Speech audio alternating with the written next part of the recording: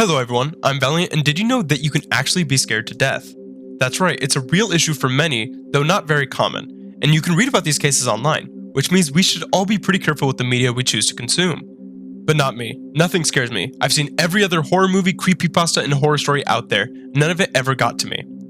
Except for video games. And I found that many people have the same experience.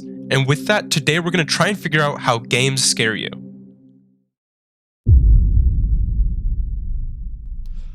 Let's go ahead and start with one that took over the internet by storm way back in 2020, Phasmophobia. At first I started playing thinking I'm older now and surely it won't be as bad.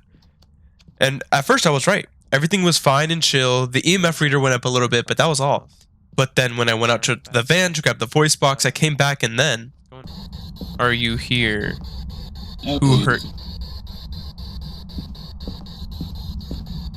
Once that had happened, I was officially terrified. Lights were out and I just heard a whisper of a voice. This got my blood pumping and I was ruined. I couldn't go back in the house for more than 5 seconds without running back out. So with just a few minutes into the game, there's some things to unpack here. The game lets you start feeling confident and sure of yourself. You've got the lights on, you're setting your equipment up and just kind of exploring the map. But then the lights go out, presenting your first obstacle. Your spatial awareness has just been limited to the circle in front of you. But another thing this does is it puts you on edge.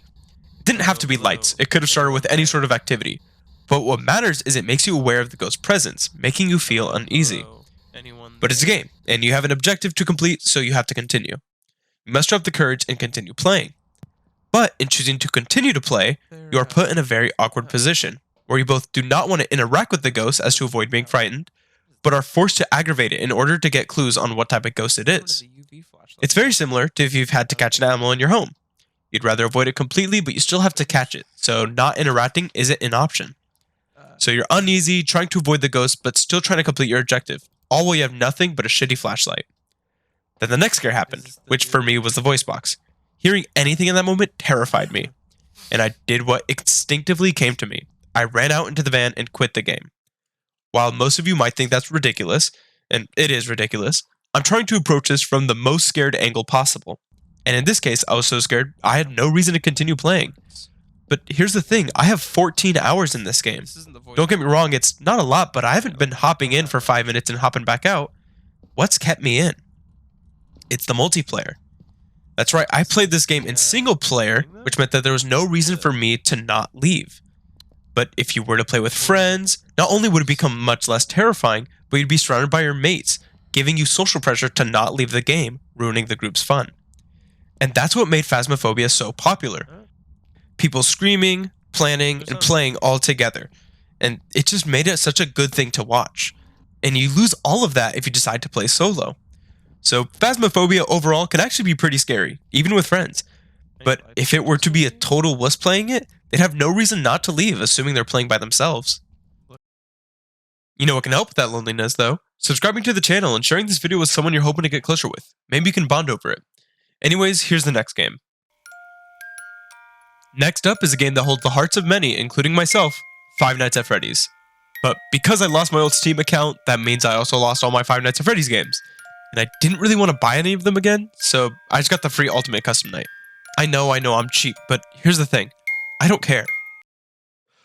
So to keep it simple, I decided to start with the OGs, Freddy, Foxy, Bonnie, and Chica. Now I did include Golden Freddy at first, but I found his mechanic to be lame, so I just decided to keep him out of it. And within the first 30 seconds, I realized I was in for a world of trouble. Oh my god, what the fuck? So immediately I lost to Chica, which forced me to actually read how the animatronics worked in this game. Basically, I had to make sure I always changed up the music box as soon as I stopped hearing pots and pans. But how did the others work? Freddy always comes from the left hall, and you just gotta make sure he doesn't reach you, but also he moves faster if the building is warmer. But I didn't play long enough to figure out how that worked. For Foxy, you just have to constantly monitor Pirate's code, and if you don't, he slowly appears in your office. But wait, Bonnie is also in Pirate's Cove, and if you check on him too often, he becomes more aggressive. But how do you know who's in Pirate's Cove? Well, of course you have to check the little toy on your desk. Okay, so your goal is to get to 6 AM and make sure you listen out for the pots and pans, keep the building cool, check the camera, check the toy on your desk before you check the cameras, and then double check the cameras to make sure you got it right, close the doors when needed, and did I mention there's this little shit, Dee Dee, who will just add in another animatronic annoyance whenever she so pleases. Now you have to focus on all these tasks, and you must focus on them so much that you might forget this is a horror game. You're not bracing yourself for a fright because you're too focused on doing what needs to be done. So when Chica gets you for the 3rd time in a row, it's still scary. So yes, Five Nights at Freddy's does purely rely on jump scares to startle you. They only work so well because the game does such a good job of keeping you distracted. And trust me, without those distractions, jump scares can be very underwhelming. But not only do these tasks distract you, it offers you an incentive to keep playing. So often you'll have the thought of, oh, if I just fixed this one thing, I would have beaten the night. And that's why Five Nights at Freddy's works so well. It keeps you terrified, but most importantly, it keeps you entertained. Now this next one is a game that up until recently, I never got more than 5 minutes in. It's a game that truly terrifies me down to my core, Outlast.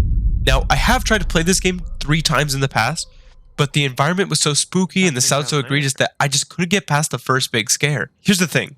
You at first read about how terrifying this place is and how twisted you'll find it to be, so it has a lot of build-up. Okay. Not only that, but the game even gives you some frights during the tutorial. You hear voices, run across scattered corpses, and get some smaller frights along the way, making you more and more unsettled until... Okay.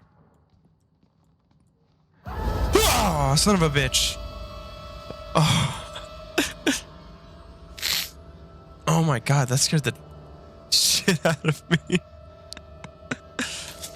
And that was the scare that stopped me every time. I mean, shoot, it's so loud, and the game has been generally quiet. It's so in your face, while everything else was either at a distance or you could at least be aware of it. But here, it just hits you like a truck. And once we're past that, you get a couple more scares, though honestly, none of them are as bad as that first one. You get thrown through a window and are faced with the task of finding a room key. You pass this guy in a wheelchair, walk into a room with these creepy dudes, but no matter how much you try to aggravate them, they don't even acknowledge you. You crawl your way into another room, grab the key card for the security office, and make your way back. Oh my god, oh my god, oh my god, holy shit. Holy shit. Then this guy scares the shit out of you. Boy, was I not ready for this. Like, oh my goodness, it was so terrifying. And once I got over my mini heart attack, I decided to analyze what had made me so scared. Well, first off, much like Phasmophobia, I got comfortable. I explored my area, knew that there was nothing around to hurt me, and that I just had to grab this key card. It even made me dismissive of this otherwise terrifying person. I mean, shoot, if I'd walked past him like 4 times and nothing happened. And that's what got me so scared. I learned my environment, and not only that, you can run in this game, so it felt like I was moving at a fast pace, making me even less afraid. But with all that comfort, that's when the game got me. But once you have the keycard and return to the security room, the creepy Pope puts you to sleep and you have to go down to the creepy basement to restore the power. To do this, you have to first locate and then activate 2 gas pumps and the breaker. And then out of nowhere comes in this homunculus to stay in your way. But he's a bit slow, honestly, so he's not that hard to deal with. So you continue to find everything you need until eventually you'll hear him come around behind you. And while we know he was there, it's still all the terrifying. Just like in Five Nights at Freddy's, where we get tunnel vision on our objective, almost blocking out the threat.